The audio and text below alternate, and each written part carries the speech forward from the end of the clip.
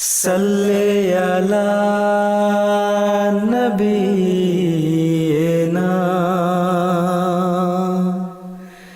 صلی علی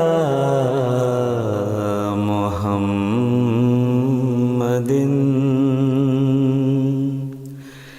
صلی علی نبینا صلی علی محمد اللهم صل على محمد وعلى آل محمد كما صليت على إبراهيم وعلى آل إبراهيم إنك حميد مجيد. اللهم بارك على محمد وعلى آل محمد كما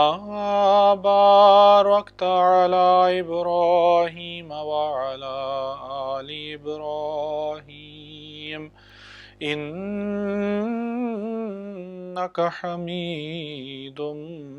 مجيد. اللہ تعالیٰ کا یہ بہت بڑا احسان ہے انسانیت پر، اور بالخصوص ان لوگوں پر جو حضور صلی اللہ علیہ وسلم پر ایمان لائے، کہ حضور صلی اللہ علیہ وسلم نے ہر ایک معاملے کو ہمارے لیے بہت کھول کھول کر بیان کیا. صرف مذہبی امور ہی نہیں بلکہ دنیاوی امور بھی ہمارے لیے بہت کھول کر بیان فرمائے، اور ہر ایک چیز کو خدا تعالیٰ کے انعام کے ساتھ جوڑ دیا کہ خدا تعالیٰ جو چیزیں خدا تعالیٰ پسند کرتا ہے وہ ساری کی ساری چیزیں ہمیں بیان کر دیں. جہاں آپ نے ہمیں مذہبی حوالے سے مذہبی امور کے بارے میں بتایا، وہاں ہمیں یہ بھی بتایا کہ انسان کو سست نہیں ہونا چاہیے، انسان کو ہمیشہ ترقی کی کوشش بھی کرنی چاہیے، اور اس کوشش کے لیے یا اس کوشش میں جو ضروریات ہیں ان کی طرف بھی ہمیشہ توجہ رہنی چاہیے. ان میں سے ان کوششات میں سے یا ان طریقوں میں سے ایک چیز انسان کا کسب حلال مال ہے، مال کا کمانا ہے، مال کو کسب حلال ہے، سوال سے بچنا ہے. تو اس کے حوالے سے بھی بہت سی احادیث ملتی ہیں، بخاری میں بھی، مسلم میں بھی، اور دوسری احادیثی کتب میں بھی، کہ کیوں حضور صلی اللہ علیہ وسلم نے فرمایا کہ کسب حلال یا مال کمانا کیوں ضروری ہے. ایک حدیث میں حضور صلی اللہ علیہ وسلم نے انبیاء کی سنت کا ذکر کرتے ہوئے فرمایا کہ ما بعث اللہ نبیا الا رعى الغنم، یعنی حضور صلی اللہ علیہ وسلم نے فرمایا کہ ہر نبی نے قبل از بعثت بکریاں چرائی ہیں. صحابہ نے پوچھا یا رسول اللہ کہ آپ نے بھی؟ وَأَنْتَ؟ فرمایا ہاں. نام کنت ارعاہا علی قراریت علی اہل مکہ، کہ میں کچھ معاوضے پر مکہ کی بھی بکریاں جو ہے وہ قراریت مقام پر جو ہے ان کو بکریاں چرایا کرتا تھا. یہ انبیاء کی سنت ہے. ایک اور حدیث میں ملتا ہے کہ حضور صلی اللہ علیہ وسلم نے فرمایا کہ طلب و قصب الحلال فریضۃ بعد الفریضہ، یعنی اللہ تعالیٰ خدا تعالیٰ کے مقرر کردہ فرائض کی طرح محنت کی کمائی بھی فرض ہے. یعنی انسان محنت کرے، اس محنت سے کبھی بھاگے نہیں، دور نہ بھاگے، ہمیشہ اس کی طرف بھاگے. یہ نہ ہو کہ وہ ہاتھ پہ ہاتھ دھر کے بیٹھ جائے اور مایوس ہو جائے. نہیں، محنت کرنا ہے، محنت سے بھاگنا نہیں ہے. ایک اور حدیث میں ترمذی کی حدیث سے فرمایا، حضور صلی اللہ علیہ وسلم نے حضرت عائشہ رضی اللہ عنہا سے مروی ہے، حضرت عائشہ نے بیان کیا قال رسول اللہ صلی اللہ علیہ وسلم، کیا حضور صلی اللہ علیہ وسلم نے فرمایا انا اطیبا ما اکلتم من کسبکم. انا اطیبا یعنی کہ سب سے پاکیزہ، سب سے زیادہ پاک، طیب سے اطیب کا ہے، اطیب کا مطلب سب سے زیادہ پاک، تو فرمایا کہ انا اطیب ما اکلتم من کسبکم، کہ سب سے زیادہ پاکیزہ خوراک جو ہے وہ ہے ما اکلتم، جو تم کھاتے ہو، من کسبکم، جو تم خود کما کر کھاتے ہو، یعنی انا اطیب ما اکلتم من کسبکم، سب سے زیادہ پاکیزہ خوراک جو تم کھاتے ہو وہ ہے جو تم نے خود کما کر کھائی۔ فرمایا وَأَنَّ أَوْلَادَكُمْ مِنْ كَسْبِكُمْ، اور تمہاری اولاد بھی تمہاری عمدہ کمائی میں شامل ہے۔ تو اس سے یہ بھی پتہ چل گیا کہ کمال کا جو کمانا ہے وہ بھی درست طریقوں سے کمانا ہے، کیونکہ کوئی انسان یہ نہیں چاہتا کہ اپنی اولاد کی جو ہے وہ اچھی تربیت نہ کرے، تو اولاد کو بھی کمائی میں شامل کیا ہے، یعنی اولاد کی بھی چونکہ انسان اچھی تربیت کرتا ہے، اچھی تربیت کرو گے تو وہ آگے جا کے دنیا کو بھی، انسانیت کو بھی فائدہ دیں گے، اور وہی آگے جا کے تمہاری لیے دعا بھی کریں گے۔ تو بچوں کی تربیت ہر انسان اچھے طریقے سے کرنا چاہتا ہے، تو اس لیے کمائی بھی حلال اور اچھے طریقے سے ہی حاصل کرنے کی کوشش کرنی چاہیے۔ اگر کمائی کا بیسز جھوٹ پر ہے یا ٹیکس والوں کو جھوٹ پر ہے، تو پھر اولاد کو جو کمائی وہ کھلائی جا رہی ہے وہ بھی اللہ نہ کرے، خدا تعالیٰ اس سے بچائے، لیکن وہ بھی پھر اولاد کی تربیت پہ ہی بد اثر ظاہر ہوتے ہیں اس کے۔ اگر حلال نہیں کمایا جا رہا، حرام کمایا جا رہا ہے، تو اس کمائی کو کھانے والے بھی کس طرح سے پھر خدا تعالیٰ قرب حاصل کر سکتے ہیں۔ تو اس لیے فرمایا کہ تمہاری اولاد بھی تمہاری عمدہ کمائی میں شامل ہے، یعنی جب تم عمدہ کمائی کرو گے، حلال کمائی کرو گے، تو پھر جو کمائی تمہاری اولاد بھی کھائے گی اور ان کی بھی جو تم تربیت کرو گے، اچھی تربیت کرو گے، وہ بھی پھر اس کمائی کے اندر شامل ہیں، برابر کے حصے دار ہیں۔ پھر ایک لمبی حدیث ہے، ابو داؤد میں مروی ہے کہ حضرت انس بن مالک نے روایت کی ہے کہ ایک شخص حضور صلی اللہ علیہ وسلم کے پاس حاضر ہوا، انصاری میں سے۔ اس نے حضور صلی اللہ علیہ وسلم سے سوال کیا، یعنی کچھ رقم مانگی یا صدقہ مانگا، بہرحال۔ تو حضور صلی اللہ علیہ وسلم نے اسے دریافت فرمایا کہ کیا تمہارے گھر میں کچھ ہے؟ اس نے عرض کی کہ یا رسول اللہ، ایک چادر ہے جس کو میں آدھی کو نیچے بھی بچھا لیتا ہوں اور آدھی اپنے اوپر اوڑھ لیتا ہوں، اور ایک چھاگل ہے یا پانی کا پیالہ ہے جس سے پانی پیتا ہوں۔ تو حضور نے فرمایا جاؤ وہ دونوں چیزیں لے کر آؤ۔ وہ دونوں چیزیں لے کر حاضر ہوا، تو حضور صلی اللہ علیہ وسلم نے ان کو لے کر فرمایا کہ یہ دونوں چیزیں کون خریدتا ہے؟ تو ایک شخص نے کہا یا رسول اللہ، میں 1 درہم میں یہ دونوں چیزیں خرید لیتا ہوں۔ لیکن حضور صلی اللہ علیہ وسلم نے 2-3 مرتبہ فرمایا کہ 1 درہم سے زیادہ کون دیتا ہے؟ ایک شخص نے کہا یا رسول اللہ، میں 2 درہم میں خریدتا ہوں۔ تو حضور صلی اللہ علیہ وسلم نے وہ چیزیں اسے 2 درہم میں دے دی، اور اس انصاری کو کہا کہ یہ لو 2 درہم، ایک سے تو کھانے پینے کا سامان لو اور اپنے گھر میں دے کر آؤ، اور ایک سے جاؤ دکان جاؤ اور کلہاڑی خرید کر میرے پاس آؤ۔ وہ شخص گیا، اس نے کھانے پینے کا سامان لیا، گھر میں دیا جیسا کہ حضور صلی اللہ علیہ وآلہ وسلم نے فرمایا تھا، اور کلہاڑی لے کر آپ کی خدمت میں حاضر ہو گیا۔ حضور صلی اللہ علیہ وسلم نے اس میں خود لکڑی کا دستہ ڈالا، یعنی اس کا ہینڈل بنایا، وہ کلہاڑی تھی اس کے اندر اس کا ہینڈل ڈالا، ہینڈل لگایا، اور اس شخص سے فرمانے لگے کہ جاؤ اور اب اس سے لکڑیاں کاٹ کر کرو فروخت کر، اور 15 دن سے پہلے میں تجھے ادھر آتا نہ دیکھوں، یعنی حضور صلی اللہ علیہ وسلم فرمایا کہ جاؤ اور کمائی کرو۔ تو اتنے دنوں میں وہ شخص 15 دنوں میں وہ شخص جو ہے وہ لکڑیاں کاٹ کر لا کر بیچتا رہا، یہاں تک کہ جب 15 دن گزرے اور وہ حضور صلی اللہ علیہ وسلم کے پاس آیا تو اس نے 10 درہم کما لیے تھے۔ پھر اس نے ان درہموں میں سے اس نے کچھ کے کپڑے خریدے اور کچھ کا کھانے پینے کا سامان خریدا۔ تو حضور صلی اللہ علیہ وسلم نے پھر فرمایا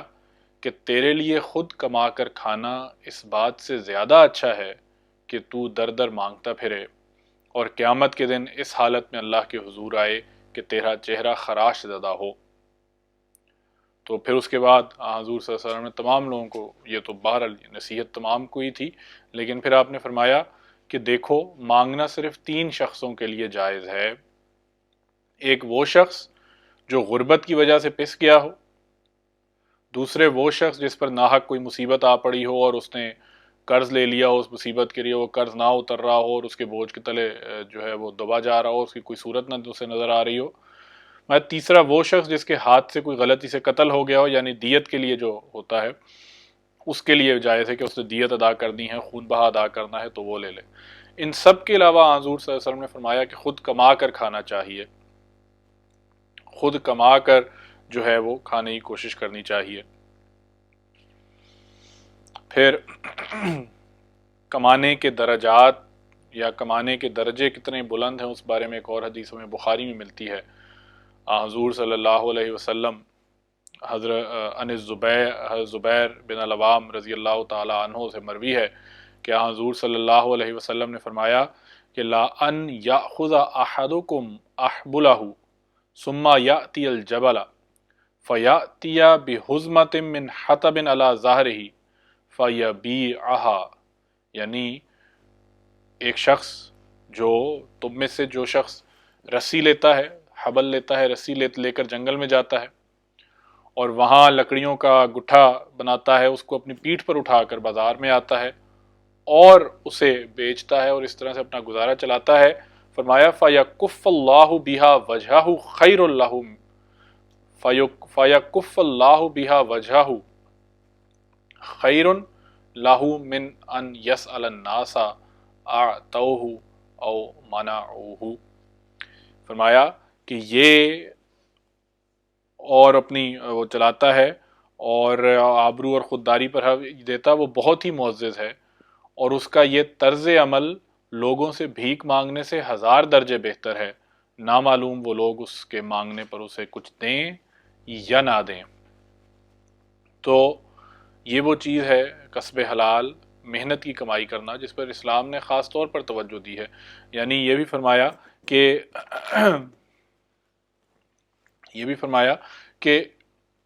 اس سے یہ بھی پتہ چلتا ہے کہ ہر ایک کو یہ کوشش کرنی چاہیے کہ وہ خود کمائی کرے۔ بہرحال ان ممالک میں ایک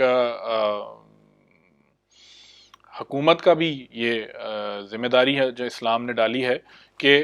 حکومت ایسے لوگوں کو جو کہ جن کے پاس روزی نہیں ہے، کما نہیں سکتے، ان کا بھی خیال رکھے۔ یہ نہ ہو کہ وہ بھوکے مر رہے ہوں یا ان کو اتنی ضرورت پڑ جائے کہ وہ مانگنے لگیں۔ تو اس حوالے سے ان ممالک میں بالکل عین اسلامی تعلیمات کے مطابق سوشل کا سسٹم شروع ہے، جاری ہے،